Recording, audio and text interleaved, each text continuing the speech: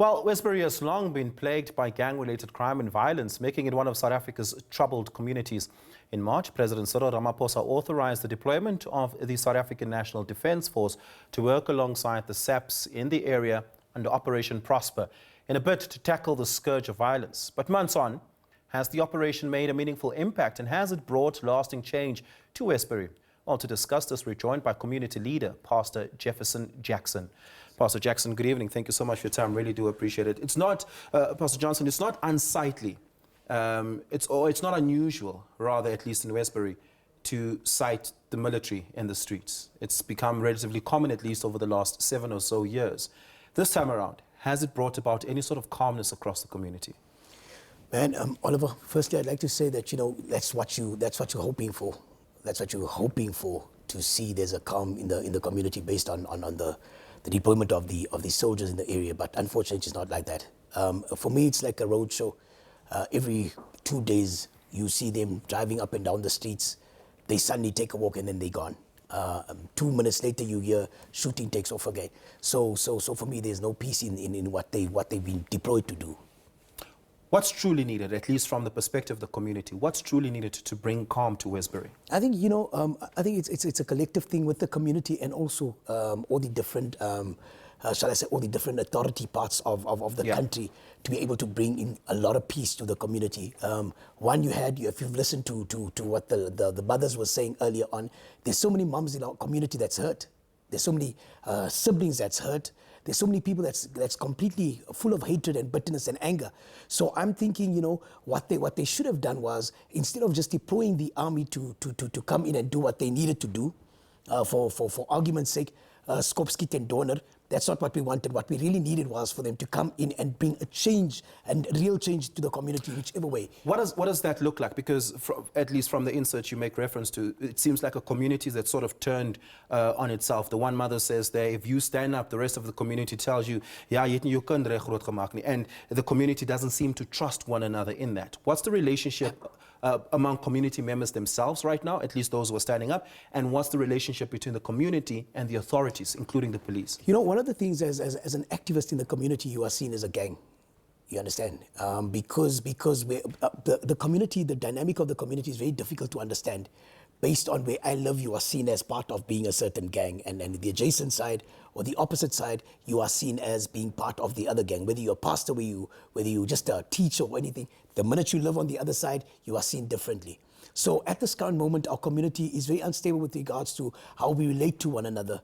Because if your son was killed by, for argument's sake, one of the gang members on that end, and one of your kids have been killed on this side, you are seen as hateful towards each other, whereas as opposed to coming together and fighting the scourge together. So at this current moment, our community is fairly hateful towards one another.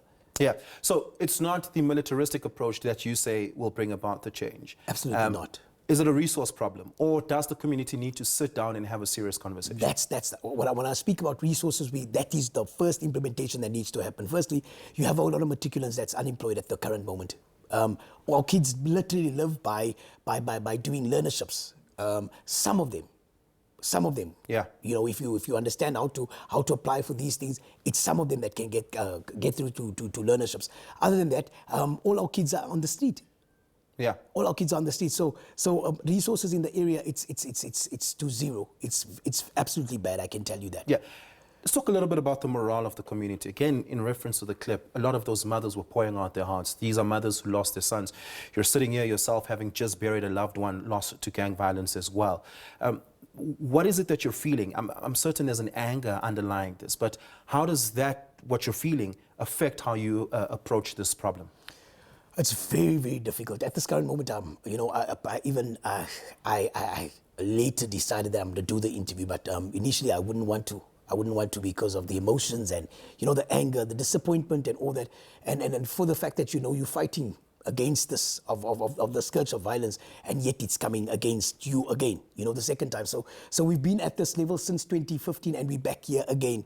So to a certain extent, you feel as though, to a level, I'm learning to trust the police again. I'm learning to trust a lot of people again, and then just the minute that you try and work through all that emotion, then suddenly it just erupts. So Man, I don't know. I find it interesting that you say you're learning to trust the police again, and that seems to have been the big problem. I recall that big visit several years ago when former Minister Behicele was speaking to grieving mothers in Westbury. We've now seen the current acting minister do the same, come to Westbury, and minister after minister, MEC after MEC, premier after premier. At some point, even the deputy president of the country visited Westbury. Does that help restore the trust deficit? I think there's still a missing link to it. It's they're listening to, they're hearing the voice or the cry of the community, but they're not listening to what we need to have done. So what we really need to do is to listen to what the community really needs. And what we need is, one, get to the hearts of the people, one, deal with the mothers, deal with the sons and the daughters that's at home, deal with the kids in school, have social behavior programs all over. And then at the very same time, close us off and do a door-to-door search. That's what we want. That's what we need. So then all the guns would be able to leave the area. Oftentimes, and we heard this very recently in Parliament, where Parliament had a hearing on gun and gang violence, and one of the commissioners said that the part of the problem is that families are protecting and defending their gangster children.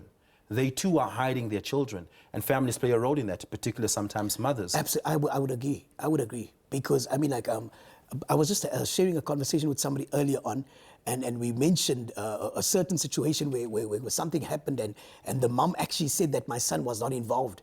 And later on, the son was killed the very same day. And the policeman said something to the mom standing there. He said, "Mama, I was looking for your son earlier on, and you said he was not there." And this is the kind of problem that we have. Unfortunately, it is there. Yeah. Well, Pastor Johnson is calling for a door-to-door across the community of Westbury to rid every household that might be harboring guns. That is the call from the community. That's where we're going to have to leave it. Thank you so much for your time.